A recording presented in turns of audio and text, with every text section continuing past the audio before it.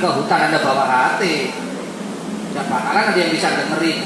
Kalau hutannya masih hutan di sini, masih ada RPU Bogor atau Depok atau di mana, masih oke gitu, masih bisa. Tapi kalau enggak, nggak bisa. Jadi kenali medan yang Anda terjunkan, Anda terjun. Nanti perangkatnya beda, spesifikasinya beda. Terus yang ketiga, sebelum ke lapangan, Anda udah tahu daerahnya. Oh, saya ada daerah namanya Sawangan. Di Sawangan Anda juga harus mengenal daerah Sawangan yang terjangkau oleh perangkat saya ini apa. Frekuensi berapa saya harus berkomunikasi. Memang di core itu sudah ada frekuensinya Pak Prima ya, frekuensi khusus itu sudah ada ya, sudah ada. Tetapi dalam keadaan darurat Anda bisa menggunakan frekuensi-frekuensi yang ada di band amatir. Amatir juga, karena Anda juga seorang anggota amatir, Anda berhak menggunakan band itu untuk kedaruratan. Kenali, oh kalau di Sawangan kira-kira saya pakai apa? VHF, oh ya ada repeater Bogor, ada repeater VHF Bogor, ada UHF Bogor, ada Depok. Dekat mana? Banten. Jadi Anda sudah berangkat sana sudah mengetahui frekuensi berapa yang Anda set di sini. Jadi jangan sampai di lokasi, lihat temannya, frekuensinya Bogor berapa ya? Waduh, repot itu. Jadi sebisa mungkin Anda mencari diri dan sebisa mungkin Anda isi semua apa itu HT ini dengan channel-channel yang apa itu biasa digunakan untuk kegiatan gitu. Itu ya. Baik. Setelah Anda tahu frekuensinya, setelah Anda mulai berhitung jangkauan saya ini dari situ ke lokasi ke repeater itu kira-kira jauh enggak, dekat enggak. Anda bisa lihat Google Map. Oh, kira-kira 5 kilo. 5 kilo kira-kira RPU di sini masih nyaut. Oke, saya pakai antena helika, pakai antena biasa.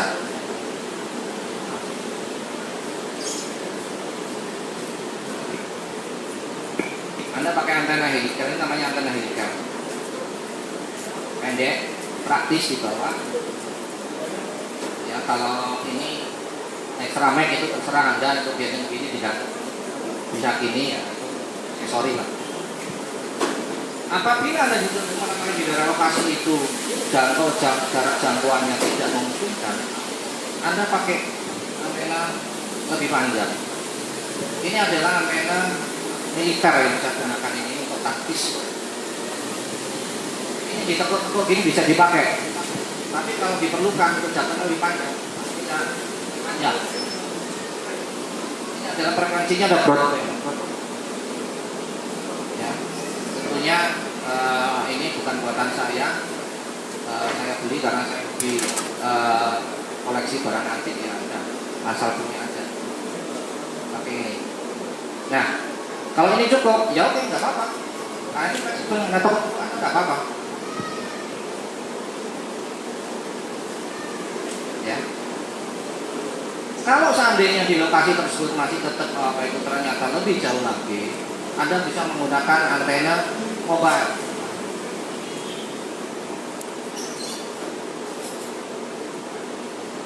Antena mobile sekaligus Anda berikan bracket magnet. Ini bracket magnet bisa digunakan untuk di mobil, templok aja mobil apa aja.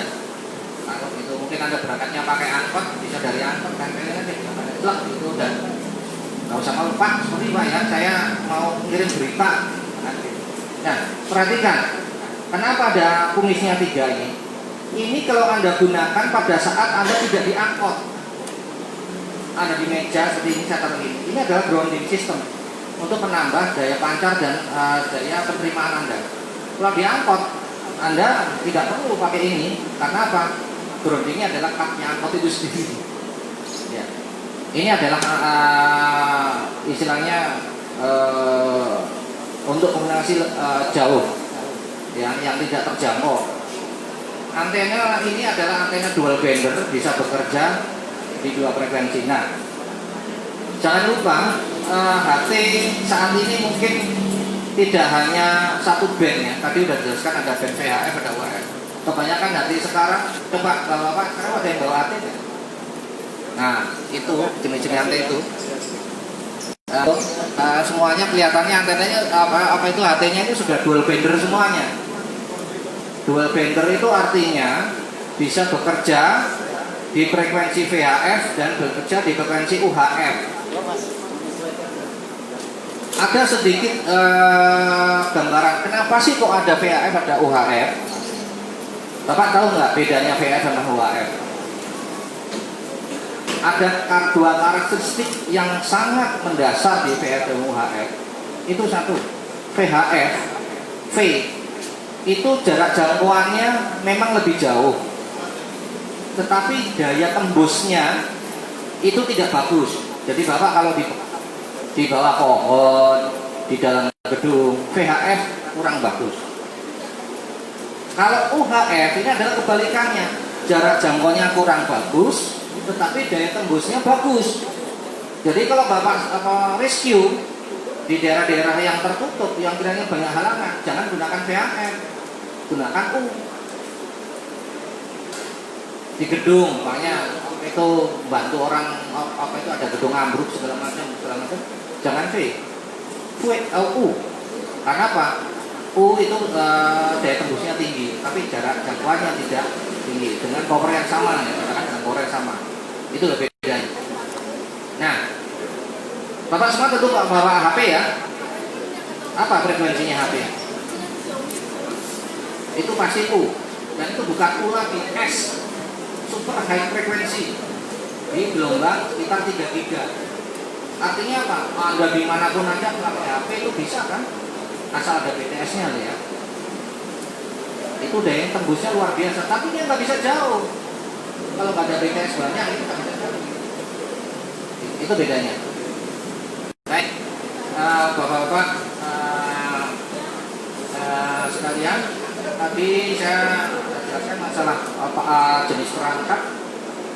Nah ini saya punya HP Yaesu PH70 ini. Ini adalah IP67.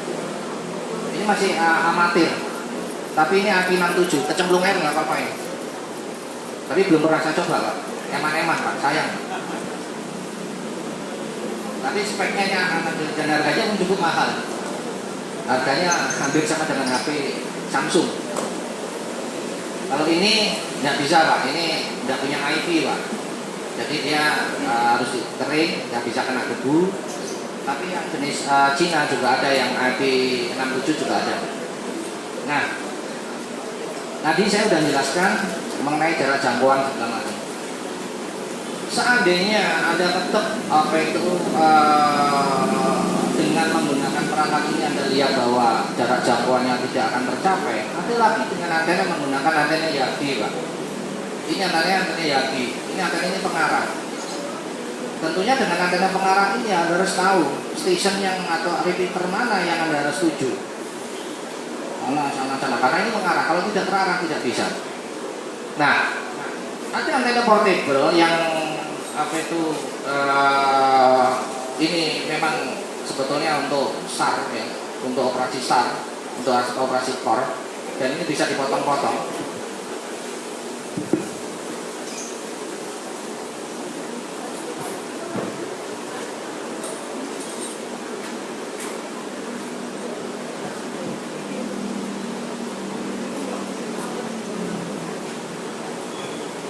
Ini tinggal di tinggal di ini aja, dibautkan aja. Dan ini bahannya aluminium stainis, jadi dia tidak mudah karat dan ringan sekali.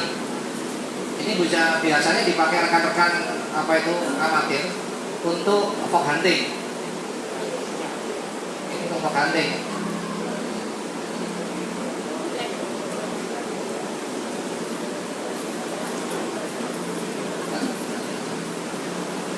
Ini biasanya digunakan untuk fog hunting atau untuk lomba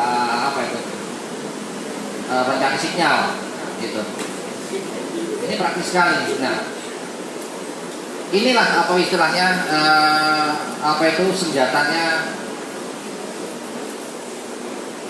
senjatanya orang core, yang dimana core komunikasi harus mempunyai perangkat-perangkat yang memadai supaya di lapangan terjadi komunikasi. Saya kira bukan hanya kok, tapi pramuka, sekarang adik-adik pramuka, kakak pramuka harus punya.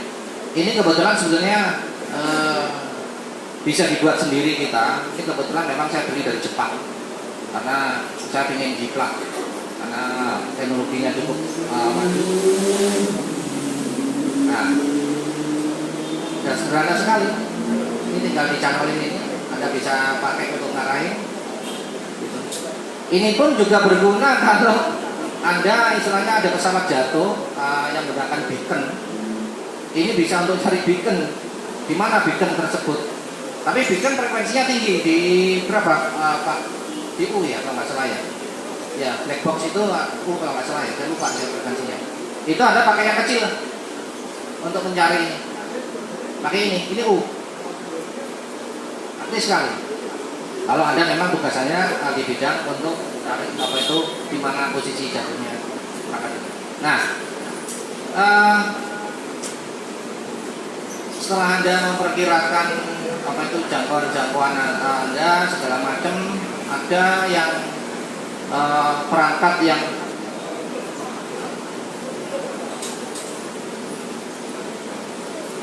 selain Anda menggunakan frekuensi VHF dan UHF. Nah, Anda juga bisa menggunakan satelit. Ada satu cerita ya, terus terang saya ceritakan ini. Dulu waktu tsunami Aceh, yang bisa memberitahukan kondisi di Aceh itu adalah anggota amatir Depok, Orari lokal Depok. Karena begitu +1 telah kejadian, kita langsung berangkat ke sana dan kita memasang HF. Belum ada instansi satupun yang bisa mengabarkan kondisi dan situasi Aceh. Dulu siapa Pak kita sampai yang ke sana Aceh. Pak siapa? Pak Boyko Widarto. Yang Kicariwan Delta 5 Vektor. Itu berlima kalau nggak salah ya. Termasuk Pak Prima ya. Itu.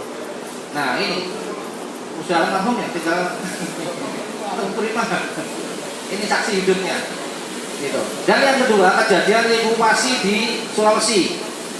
Itu semua sarana komunikasi habis. Tadi udah diceritakan oleh Pak Sarif. Hanya Orari yang bisa mengendal. Kita menggunakan waktu itu adalah satelit. Inilah antenanya. Ini antenanya adalah dual bender. Ini antena namanya antena Maxon. Bahannya dari PVC, ini kalah keras. Bisa Anda buat sendiri. Murah, nggak sampai 100.000 udah bisa. Nah, pada jam-jam tertentu kita harus tracking. Nah, nanti ada sesi khusus yang mungkin bapak-bapak, ibu-ibu ingin belajar untuk tracking satelit. Mungkin ada sesi khusus ya, Ujul ya, kalau mau tracking satelit ya. Di Jota kita ada. Di Jota juga pernah ada.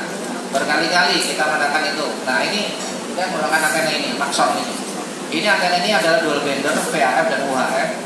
Nah, ada dua hal yang perlu Anda pahami dalam penggunaan frekuensi. Ada frekuensi sambut. Ada yang sifatnya itu direct ya. Direct itu adalah frekuensi TX sama dengan RX.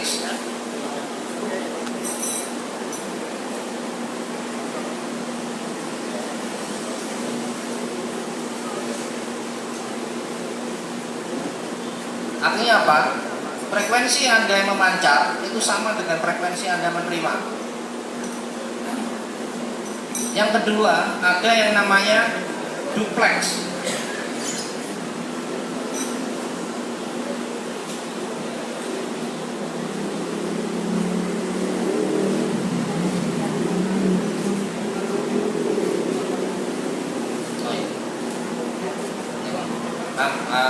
Rekan-rekan sekalian, kalau mau ke toilet silakan di belakang aja. Kalau mau kopi langsung ambil sendiri, self service. Mohon maaf, tidak hanya aqua tapi ada kopi silakan biar nggak ngantuk. Ya, ada direct, ada duplex atau split. Duplex atau split, frekuensinya TX dengan RX tidak sama.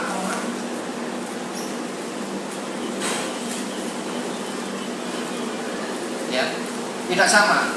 Di mana digunakan duplex atau split ini? Adalah di repeater RPU. Jadi Anda transmitnya di frekuensi berapa, TX-nya berapa, dan sini biasanya splitnya diberitahu. ada namanya speednya berapa MC ya, speednya berapa MC, dan ada tone. Tone itu adalah untuk buka pintu gerbang. Jadi untuk ketok pintu, kalau Anda tidak bisa ketok pintu, Anda tidak bisa buka repeater itu.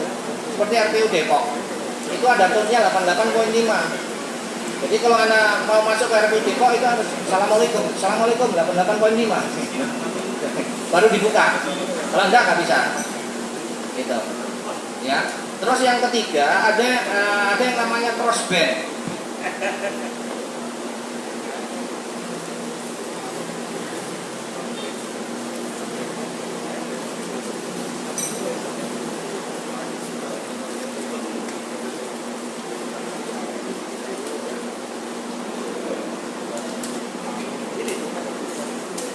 Apa artinya crossband? Itu adalah frekuensi pancar dan frekuensi terima itu berbeda bandnya. Jadi yang satu di V, receive-nya di U atau dibalik. Contoh pemakaiannya adalah untuk satelit. Nah, untuk satelit kita pakai crossband. Ya. Jadi jaraknya jauh sekali ya. Apa itu? Ada beberapa alasan kenapa crossband itu. Sebenarnya alasannya terlalu teknis, tapi saya kira tidak perlu saya jelaskan. Ada perhitungan namanya rugi-rugi daya dan propagasi. Gitu. Jadi kenali ini semuanya. Direct, TX sama RX sama flag atau split itu untuk repeater RPU, itu TX sama RX berbeda. Crossband itu ada berbeda. Nah, selanjutnya tadi juga di lapangan tentu Anda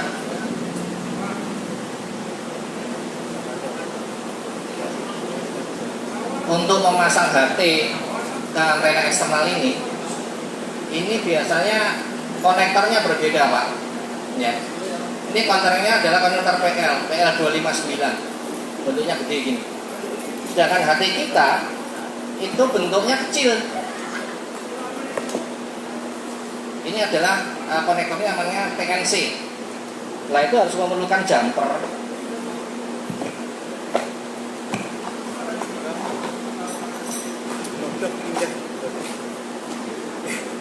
Jumper ini, adapter atau jumper, supaya bisa digunakan di sini. Nah ini di apa itu? Di apa? Dipasangkan.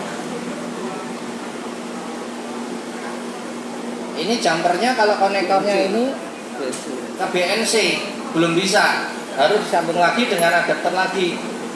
Ini konektor BNC itu PL, taruh sini, dan baru ini bisa masuk.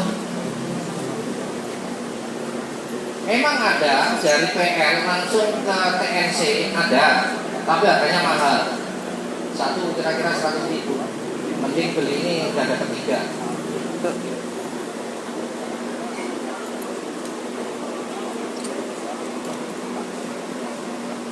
Nah, ini.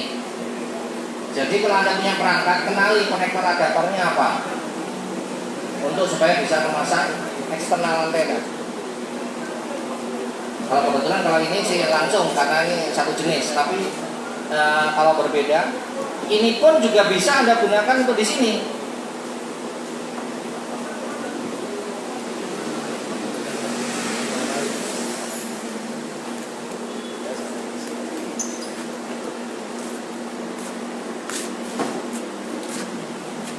Nah, ini juga ada antena mobile. Ini PL. Ini bisa untuk langsung masuk ke sini juga. Kalau keadaan darurat, Anda harus bisa memasang.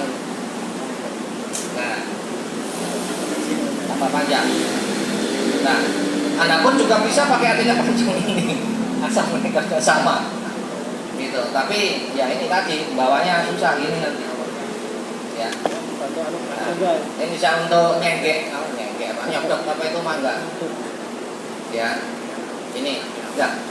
Atau mungkin Anda bertanya, Pak, kenapa sih Bapak kok punya antena macam-macam, kecil, gede, segala macam apa? Ya ini ada namanya untuk jangkauan, tapi masing-masing antena punya penguatan, Pak. Semakin panjang, lambda semakin banyak, itu penguatannya semakin besar. Ya. Apa penguatan itu? Penguatan itu gini Pak. Kalau Anda punya HT 1 watt, pakai antena helical kayak gini, ini penguatannya 0, tidak dikuatkan sama sekali. Artinya kalau panjang 1 watt ya 1 watt itu terasa di sono 1 watt, gitu. Enggak gede. Tetapi begitu Anda pakai ini antena setengah lambda. Ini akan memancar Anda plus berapa dB, hitungannya biasanya dB, 1 dB atau 2 dB. Artinya seolah-olah Anda 1 watt di sana itu bisa mancar seolah Anda memancar 2 watt.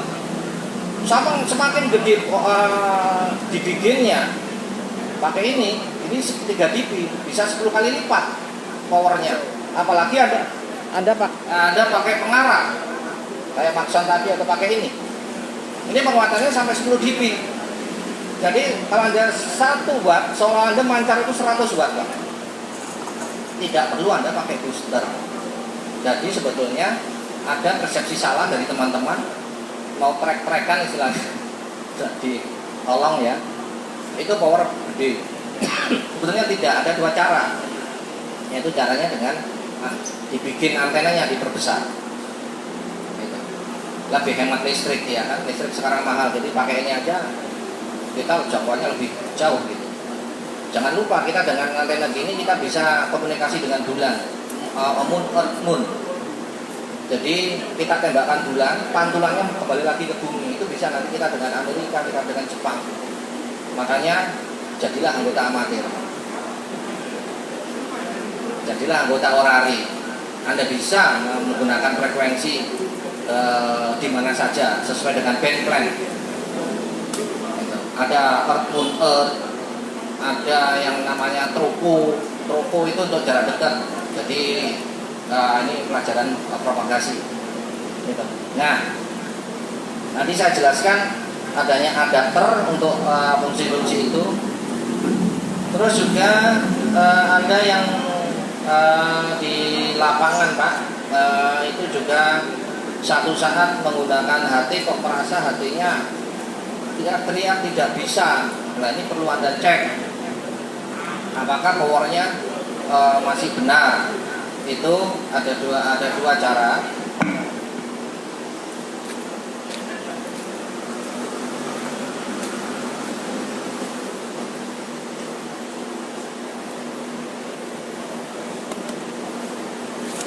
Ini ada alat canggih, sebenarnya kita bisa buat sendiri. Apa itu? Tapi saya malas buat, jadi saya beli aja dari Cina. Harganya juga nggak mahal, sekitar 150.000. Ini bisa untuk ngetes frekuensi. Jadi ini sebagai fungsi frekuensi kantor.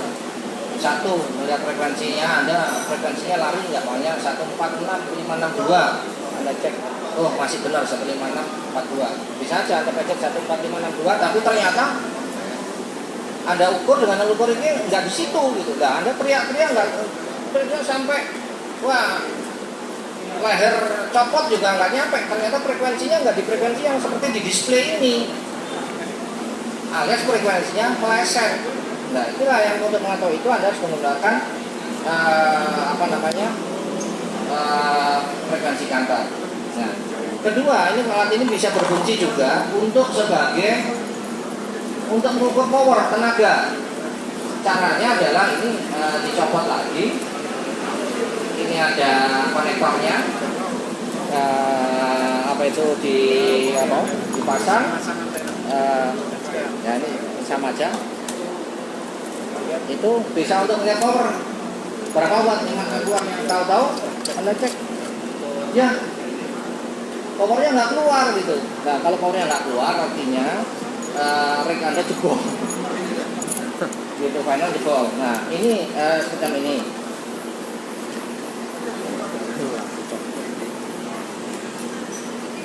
Jangan lupa waktu ngecek menggunakan alat ukur ini itu harus menggunakan damilut. Ini namanya damilut, pengganti antena. Kalau alat ini tidak usah ada pakai damilut, ada damilutnya di dalamnya. Tapi maksimum powernya adalah 5 watt, tidak boleh lebih. Kalau ini saya gunakan bisa lebih dari 5 watt.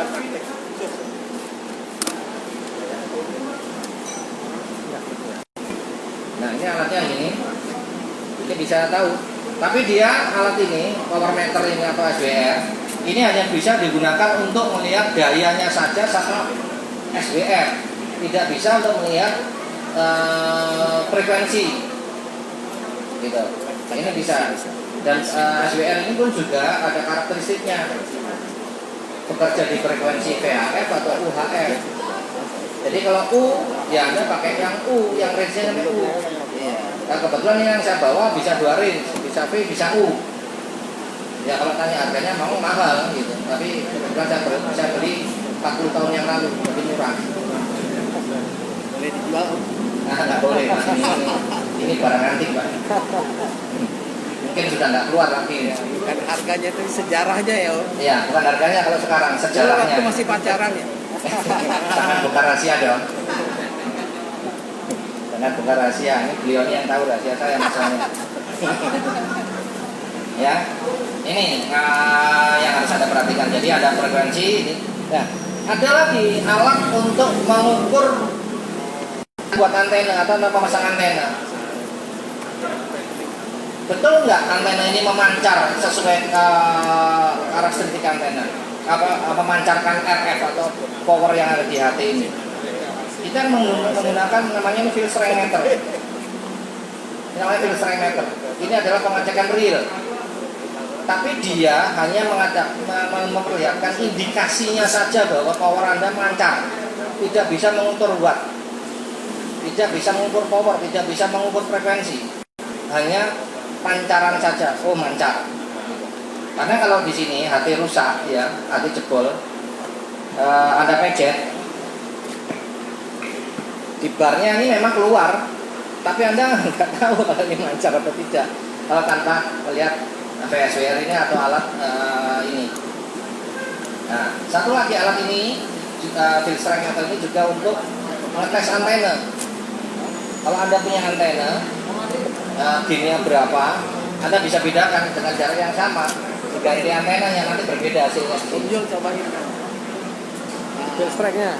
Ya, silakan. Di berapa aja nggak apa? Bebas.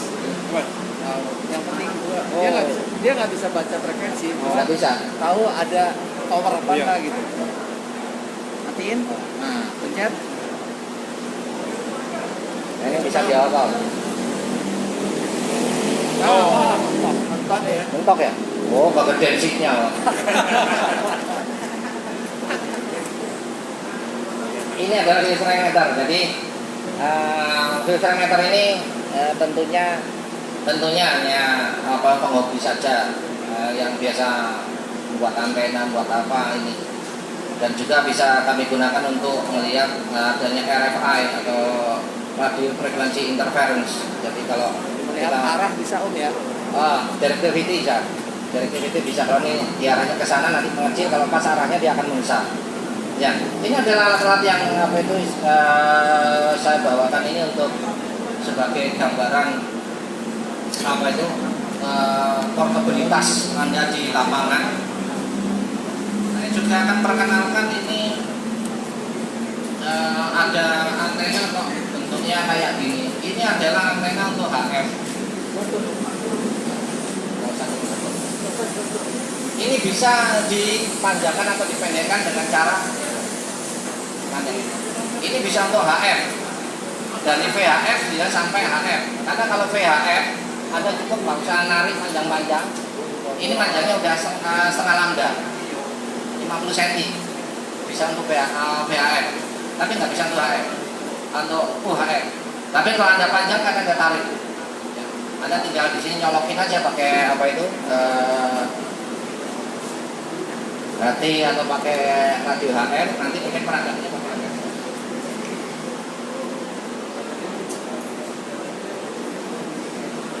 Ini sederhana sekali. Dan stick ini panjangnya mencapai 5 meter Pak. Panjangnya 5, boleh dikatakan kalau mau. Panjangnya 5 sampai 5 meter. Bisa di frekuensi 20 meter atau 14 NC. Panjang sekali. Mungkin di Indonesia nggak ada yang jual ini. Ini juga saya bawa dari luar. Yang ada kalau di Indonesia adalah teleskopik radio Philips yang panjangnya cuma 1 meter. Ini panjang sekali.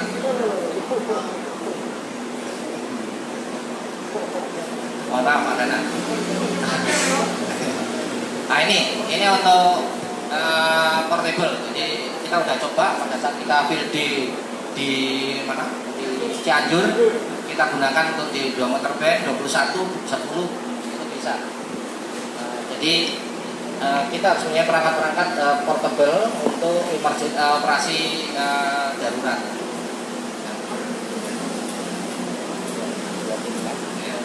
Untuk lagi aja biar nggak nyamuk apa. Jarang nih.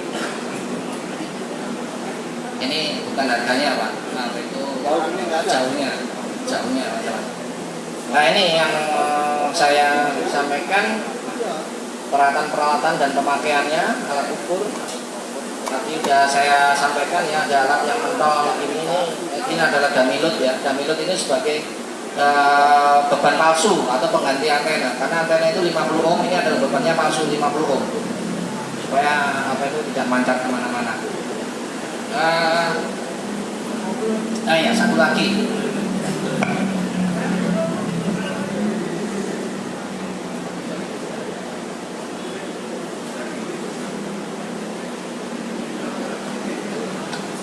Kalau tukang sulap di pasar itu biasanya yang terakhir ularnya keluar Pak ya.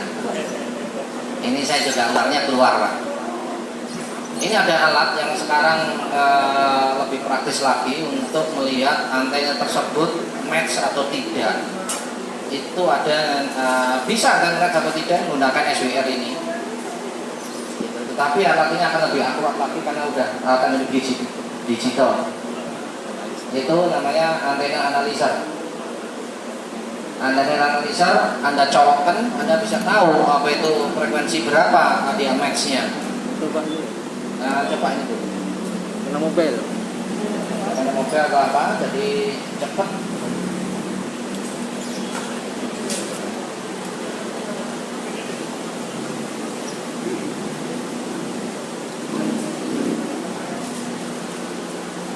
Ini juga harganya nggak mahal karena buatan anak negeri. Kalau buatan di luar harganya bisa sampai sekitar 10 juta. Tapi kalau ini harganya cuma sekitar nggak ada di bawah 2 juta lah.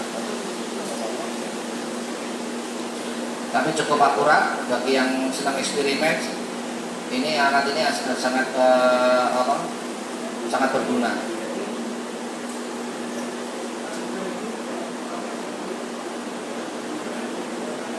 Nah, ini kelihatan ada kurvanya.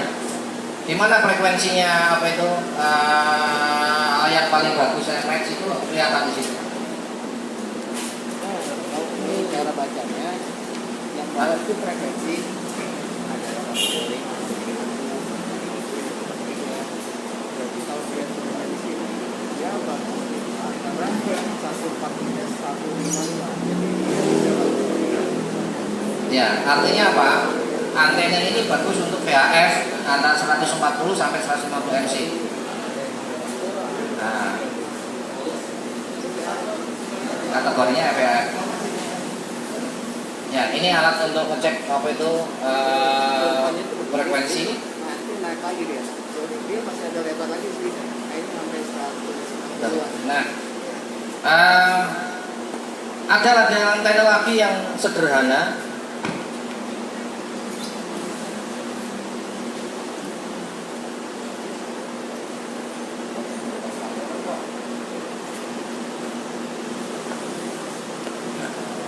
Ini adalah antena flower pot. Antena ini murah sekali dan sekaligus bisa digunakan untuk tongkat. Kalau Anda berdaki bisa tongkat Pak Julia, jangan tongkat. Tapi sebetulnya ini antena.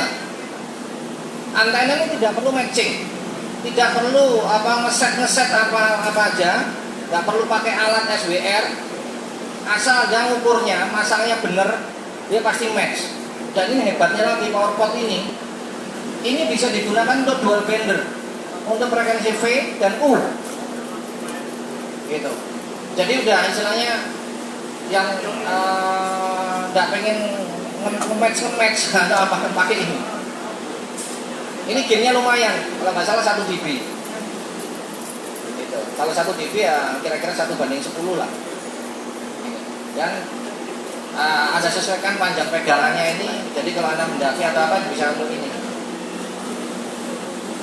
Kalau pramuka bisa untuk kedalaman kalinya berapa meter bisa pakai ini. Tapi sebenarnya ini yang berapa? Ini kenapa namanya flower pot? Ini adalah tembak di bunga bunga di dalam pot. Ini sejarahnya ditemukan orang Amerika ya, Amerika atau Australia. Karena rumahnya di apartemen, dia nggak punya tower, nggak punya apa-apa, dia cuma ditaruh di balkon, ditempelkan gini aja, ditaruh di balkonnya ada pot, dia tancapin ini aja. Ini ada tancapin di 1 meter di tanah ini, apa? Ini sampah bunga, banyak. Paralon itu, paralon air, yang apa itu, yang 3/4 kalau nggak salah ini ya. Kalau mau buat nanti ada, kita bersama nyoba, kita buat sama-sama ya nanti ya. Bahannya sudah kami siapkan. Ini PowerPoint. Ini PowerPoint yang ada versinya ada beberapa. Pak Zulkarnain ini juga eksperimen untuk di 6 meter ya. Nah 6 meter dia udah bisa bikin sampai ke Sri Lanka atau di mana itu kemarin ya. Ternyata luar biasa gitu. Gitu. Dengan 6 meter. 6 meter itu di 50 MC lah. 50 MC itu orang bilang itu namanya frekuensi magic band. Magic band itu karakteristiknya kayak 2 meter, tapi dia ada saat-saat tertentu propagasi buka, dia bisa loncat. Makanya dijuluki magic band. Jadi magic ya apa ya, sulapan atau ada tertentu tiba-tiba buka. Nah ini beliaunya Pak Sarif ini yang biasa main magic band. Ini udah dapat mana aja Pak, udah Alaska, udah macam-macam. Saya aja nggak ngejar, beliau ini udah kemana-mana ini dengan magic band. Karena frekuensinya memang aneh. Kapan terbukanya, jam berapa, hari apa, tidak ada orang tahu. Hanya Tuhan yang tahu. Tapi manusia punya alat yaitu melihat dengan pola solar matahari. Ternyata bisa diprediksi. Hanya memprediksi. Tapi tepatnya berapa tidak ada yang tahu. Ini yang dikejar-kejar. Kalau sudah bisa ke magic band itu udah, wah orang udah ngacungin semua.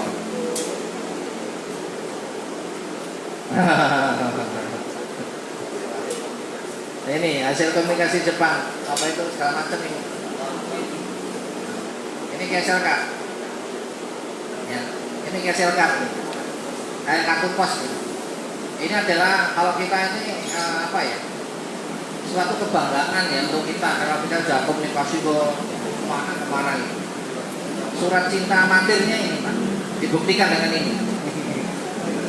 Nah, kalau tanya Pak Sarif mungkin udah puluhan ribu gininya ini. Kalau saya masih sedikit, beliau udah. Ini teman-teman Depok aja udah dapat segini Pak. Ini nggak tahu komunikasi berapa lama ini, ngalir terus. Gambarnya cakep-cakep di sini. Dan kalau Anda bisa komunikasi dengan di band amatir Pak, Anda punya teman seluruh dunia Pak. Dan ini ada apa itu ukuran standar internasional ya, 9x14. Oh ini untuk Yankee Brahuan Foxtrot Oscar tanggal 17 April 2019. Pak Sarif ini punya beliau nih dari DL6 ini Jerman. Jepang ini ada bulan apa itu apa ini? Oh 2019 juga tahun yang lalu Pak. Ini banyak sekali ini. Dan tadi saya sampaikan bahwa Anda amatir, Anda punya teman seluruh dunia. Dan saya sudah membuktikan, saya setiap pergi ke luar negeri Pak, itu pasti ketemu sama orang-orang amatir. Dan dia sangat kuat loh. Senang sekali Pak kalau bisa kunjungi, dan dia kalau kesini juga senang sekali gitu. Kita saling bertukar budaya, bertukar macam-macam Pak, punya teman Pak. Jadi kalau istilahnya Anda mau keluar negeri, punya teman amatir Pak, nggak perlu cari penginapan Pak, rebutan dia itu ngajak kita nginep di rumahnya Pak. Anda modal transport aja, pesawat aja Pak. Jangan khawatir nih. Dan ini pun juga berlaku untuk di Indonesia. Teman-teman kalau Anda datang ke Surabaya, kemana itu pasti disambut. Baik, saya kira sudah saya jelaskan semua. Mungkin sesi yang terakhir saya ingin tanya jawab dari Bapak sekalian. Mungkin ada pertanyaan terkait dengan apa yang saya jelaskan. Silakan Pak. Silakan. Akan saya jawab. Saya tanya mungkin yang tanya silakan.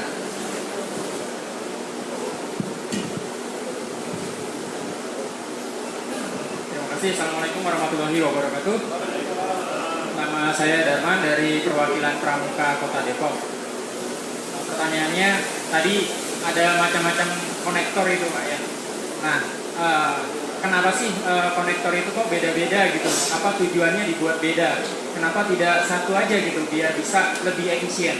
Nah itu bagaimana penjelasannya? Itu cukup. Terima kasih. Assalamualaikum warahmatullahi wabarakatuh. Nah ini pertanyaan bagus sekali. Kenapa kok tidak ada standar konektor internasional gitu ya biar satu? Nah, jadi gini. Konektor ini memang ada standarisasi masing-masing karena fungsi. Kenapa harus pakai kecil, pakai TNC? Itu terkait dengan dimensi HT, Pak. Kalau HT kecil gini, Anda kasih konektor yang segede gini, habis HT-nya, Pak. HT sekarang kecil-kecil. Kalau dulu HT itu segede-gede, Pak, gede gini, Pak. Ya kan, konektor pakai gini juga bisa gitu. Tapi kalau artinya mungil-mungil gini kan nggak mungkin, iya kan? Dan yang kedua, dengan ditemukan teknologi. Dulu orang mengatakan isolator di dalam konektornya itu dulu mengatakan kalau RF itu semakin jauh semakin bagus. Ternyata tidak. Dengan perkembangan teknologi, kecil pun juga sekarang bisa. Kenapa? Materialnya yang beda, Pak. Ini materialnya beda, ada yang teflon, ada yang UPVC, ada macam-macam. Dan semakin material insulatornya, ya kan Pak ya, yang putih ini. Insulator antara inner dan outernya itu semakin itu menentukan mahalnya antena Anda. Antena itu mahal, itu cuma dua komponen Pak. Satu konektor yang digunakan, ini ada yang lapis emas Pak. Ini lapis emas Pak. Mahal ini Pak. Kalau yang biasa perak harganya cuma 25.000, kalau itu bisa 100.000. Kenapa emas? Kenapa? Konduktivitas. Semakin tinggi konduktivitasnya semakin bagus dialiri listrik. Itu. Ini jadi semakin mahal. Semakin kecil ini juga semakin mahal. Nah, isolatornya juga semakin khusus. Nah, ini kecil sekali Pak. Ya, itu. Terus ada yang berbeda lagi, ada konektor yang dulu ada konektor yang rangkap, itu namanya konektor untuk SHF untuk frekuensi tinggi, untuk nge-shield Pak. Ini udah jarang dipakai. Yang mungkin punya antena B7 orisinil dari Amerika itu pakai itu. Konektornya bukan PL, itu mahal. Dan macam-macam memang sana dunia. Itu pertama. Yang kedua memang setiap negara itu punya standar konektor yang berbeda. Rusia ada yang namanya tipe D, nggak saya bawa, saya belum punya tipe D. Amerika punya tipe PL itu tadi, gitu. Cina punya standar lagi, gitu. Nggak ada yang standar sebetulnya. Di mana teknologi itu diciptakan, di mana mereka membuat sendiri. Tetapi untuk mengaburkan maka dibuatlah adapter ini untuk memudahkan kita untuk join. Baik, itu jawaban dari saya. Apakah ada lagi pertanyaan? Silakan. Terima kasih. Saya ingin bertanya, beruntui barangkali Pak, diawali dengan pertanyaan ke Bapak Uji. Tadi yang berkaitan dengan masalah izin perangkat, Pak. Itu diperolehnya itu ketika kita membeli perangkat itu, atau ada izin lain yang dikeluarkan oleh katakanlah misalnya Kementerian Menko misalnya atau apa gitu. Saya pikirnya jauh sekali. Jadi izin perangkat itu memang harus dilakukan dengan izin ya. Nah itu yang pertama.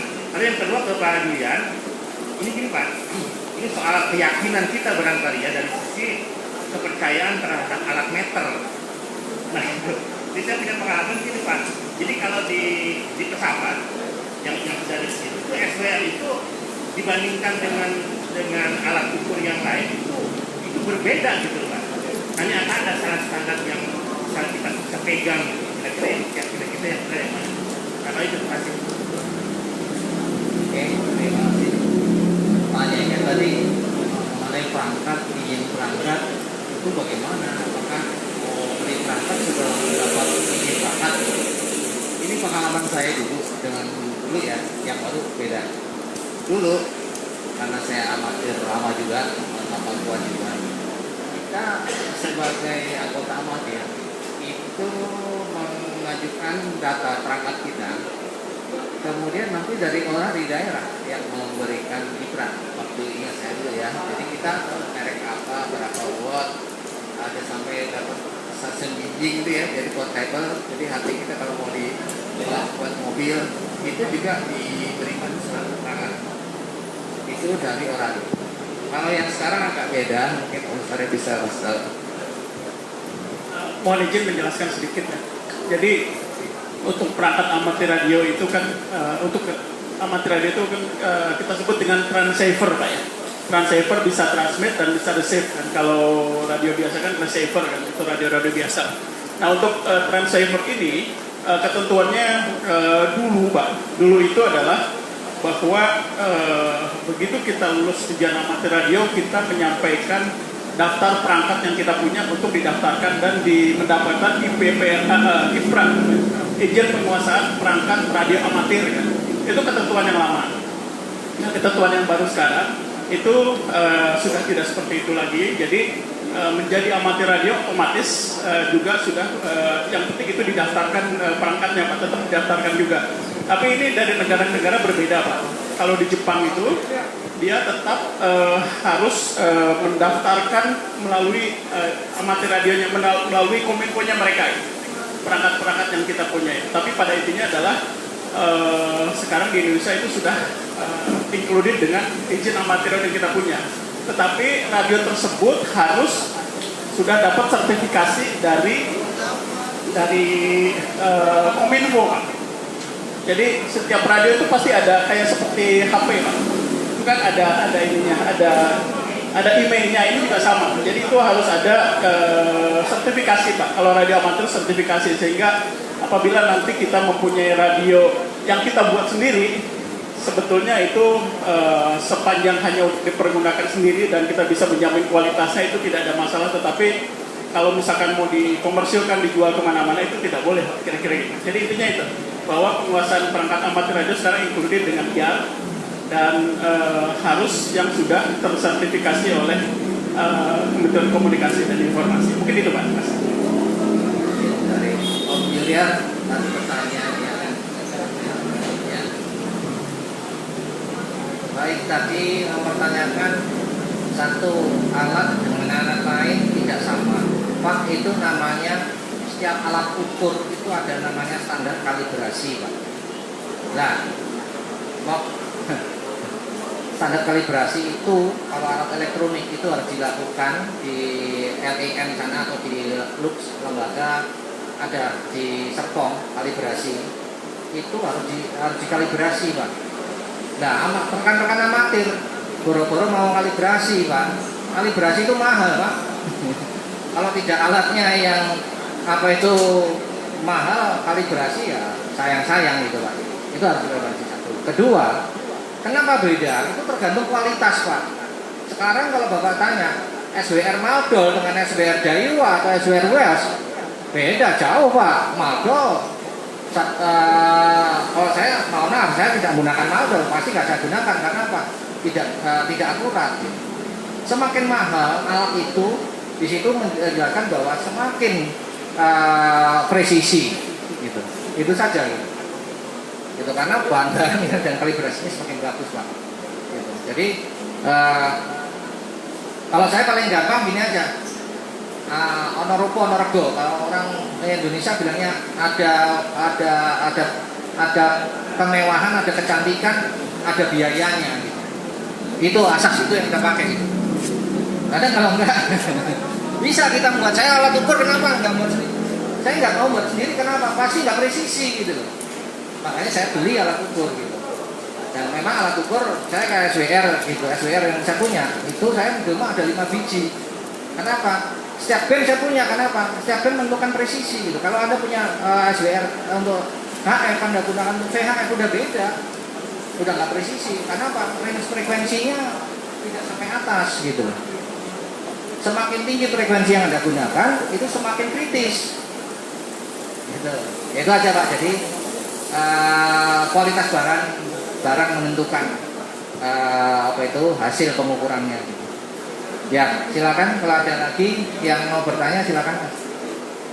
Dari tim Kor silakan. Mic-nya nggak nyampe Mas, di sini aja Mas. Silakan maju. Ya, Assalamualaikum warahmatullahi wabarakatuh.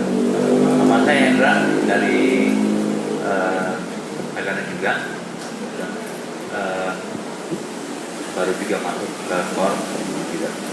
Yang mau saya tanyakan, kadang kita di penanganan di kebencanaan itu ada kendala komunikasi, ya kan? Komunikasi dalam arti saya juga paham juga, saya baru untuk situasi pemasangan alat, pengen juga belajar gitu, lebih dalam gitu kan. Terkait situasi di lapangan yang agak crowded, kalau saya bilang crowded dalam arti komunikasi di penanganan kebencanaan itu penting banget gitu kan, penting banget dipakai gitu, karena setiap kali penanganan tim-tim dari semua potensi itu bingung juga nyatuin frekuensinya. HT yang saya punya itu juga udah di setting mungkin sama frekuensi saya sendiri, cuman untuk masukin ke frekuensi yang lain mungkin dia pakai U, yang lain pakai yang lain B, kan nggak nyambung. Maksudnya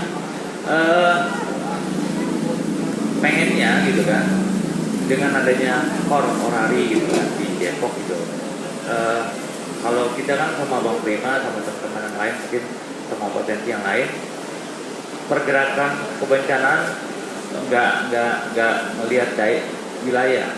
Kadang kita ke Jakarta, ke Cilengsi, Bogor, kadang kemana aja. Cuman untuk wilayah Depok sama tetangga Depok lah, kita pengennya juga punya alat kayak yang dibawa-bawa gitu kan.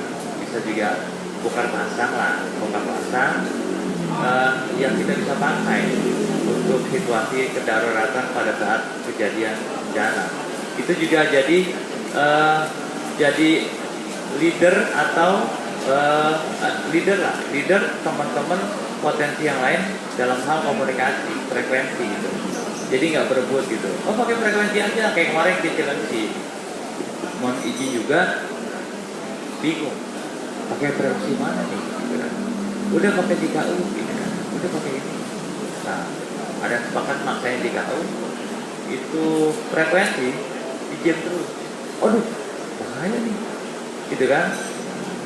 Ya nggak tahu itu yang ngejem siapa. Cuman agak crowded lah, komunikasi juga dekat-dekat gitu. Nah, hal-hal kayak gitu kan juga jadi kendala di lapangan. Maksudnya kalau kita punya nih di Depok gitu kan, punya yang bisa dibawa-bawa gitu, entah itu harus kemana, belajar kemana gitu kan, jadi kita bisa on gitu, bisa standby lah. Terus frekuensi juga, mungkin potensi yang lain juga dengan adanya orarikor gitu kan, mereka tahu oh iya yang punya ini apa perangkat, kita harus patuh juga sama orari gitu atau rapi gitu kan, leader komunikasi para relawan gitu. Mungkin itu sebagai sarana pendukung gitu aja. Terima kasih. Ya terima kasih. Mas Yaman, Mas Bram, Mas Hendra, pertanyaan bagus sekali. Tapi sebetulnya ini bisa saja dengan mudah. Makanya ini perlu ini Pak. Dalam setiap operasi itu ada manajemennya Pak. Tidak bisa hanya mengandalkan skill seorang. Ini kalau masalah manajemen ini saya kira nanti Prima yang bisa menjelaskan. Memang harus ada satu manajemen alokasi frekuensi, manajemen makanya tadi saya bilang, Pak, kemana Anda tujuannya? Kemana bencana itu terjadi? Anda tahu, kalau di sini saya pakai frekuensi berapa? Itu langsung kita tahu, oh ini pakai lokal Tangerang, oh ini lokal Depok, oh lokal Bogor. Pada prinsipnya, semua fasilitas RPU, orari itu diperkenankan untuk operasi yang sifatnya kemanusiaan, Pak. Itu ada di peraturannya ada. Karena Pak, kita juga sebagai cadangan nasional untuk masalah kebencanaan, Pak. Jadi dengan otomatis kalau Anda, apalagi Anda udah amatir, gunakan fasilitas yang ada gitu. Contoh Repeater Depok itu udah setahun lebih. Itu isinya ngobrol cuma saya, Pak Sarif, Om Sul, Pak Pram, jarang teman-teman masuk gitu. Saya yakin teman-teman juga ikut monitor gitu, tapi silakan masuk, gitu, gunakan gitu. Anda Bogor ada frekuensinya ada 2 alokasinya, di UHF ada, VHF ada, gitu. Ya, jadi ya nanti mungkin peraturannya akan dibacakan usul karena itu masalah detailnya, gitu. Untuk masalah, jadi pengaturan yang penting adalah manajemen frekuensi dan juga kerjasama antara lokal Bogor, lokal Depok. Kalau kita sih kerjasama lokal itu biasanya otomatis ya. Kita anggota amatir itu bisa menggunakan semua repeater yang ada di seluruh Indonesia tanpa kecuali. Jadi tanpa izin kita masuk gunakan repeater di Surabaya di mana aja nggak ada masalah, asal Anda menunjukkan call sign Anda. Gitu. Karena repeater itu memang gunanya untuk memberi fasilitas kepada setiap anggota radio amatir. Termasuk di dalamnya adalah untuk kebencanaan. Memang tujuannya untuk itu gitu.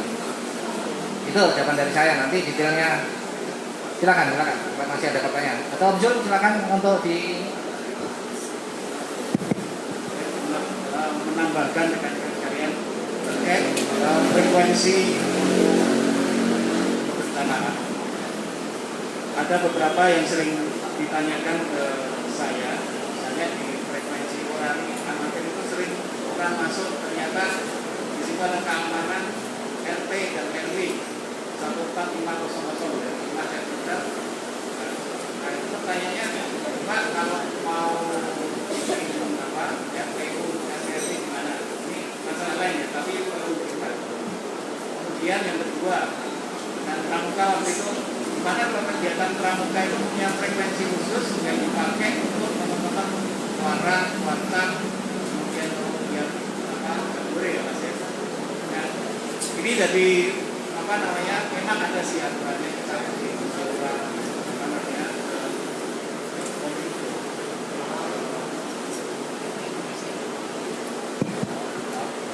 jadi ada perizinan khusus untuk itu. Surat perangkat ini khusus ya. Biasanya kalau untuk perusahaan bisa, untuk organisasi juga bisa. Nah itu nanti kita tanyakan Pak, karena masih jarang yang mengikuti ketentuan gitu ya. Kalau ada misalnya startup memiliki itu lebih enak untuk kegiatan, sehingga semua dalam satu frekuensi. Kantornya yang baru satu. Kemudian juga untuk nanti kalau bencana itu ada yang dari Rapi, Orari, ada yang dari masyarakat lain. Nah, memang seharusnya ada frekuensi yang sama sehingga kita tidak memakai frekuensi amatir tapi ada frekuensi khusus. Saya share barusan ke teman-teman Korea itu frekuensi Badan Penanggulangan Bencana Nasional. Di situ ada AM-nya kita sekian, kemudian WAM-nya juga, sama RCU. Kalau sekarang teman-teman monitor, kadang-kadang ada tukang yang sedang bangun masuk di situ, saya monitor kemarin. Padahal itu khusus untuk bencana. Nah inilah kita yang sudah latihan ini tahu ini bencana itu apa. Nanti komandonya memang di situ ya kayak BNPB, ya dia yang mengatur ketika potensi SAR itu sedang beroperasi, kita ikut di situ. Terus apa yang dipergunakan dalam keadaan darurat, cara-cara komunikasi mungkin berbeda dengan yang kalau kita diamati radio, melakukan call sign, kemudian pertukaran tipok 5 and 9 misalnya. Nanti